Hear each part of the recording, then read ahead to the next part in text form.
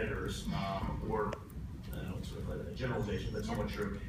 What is it about that project? Are you guys just sort of across the board bullish on condos in Manhattan, or is it something specific about that project? Sure.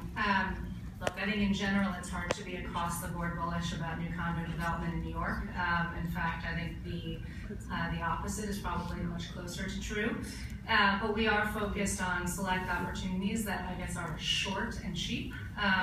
So in this instance, we feel like we have a great basis. By background, we're backing the redevelopment of a school building into luxury condominiums, but really more moderate luxury. So a much lower price point that I think is underserved in today's market. So in as much as you have just tremendous supply for the super luxury that I'm sure we all hear and read about daily, there really isn't as much product targeting the next or several layers down. So those sort of $2 to $3 million apartments, which is what we're looking to develop. So we like the fact that this particular one is a cheap basis,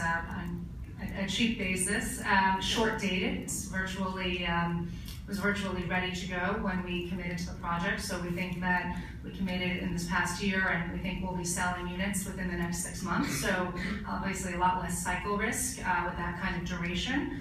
And frankly, the nature of the product we like. We've talked about the creative trends as it relates to office usage. I think the trends in terms of what people are demanding on the residential side is also shifting a bit, and this particular product will be quite highly stylized. So it's short dated, it's cheap, and it's cool. From a price point perspective, roughly speaking, where do you guys target selling out? I think it's mid to high teens on a per foot basis, or $2 to $3 million on a per unit basis.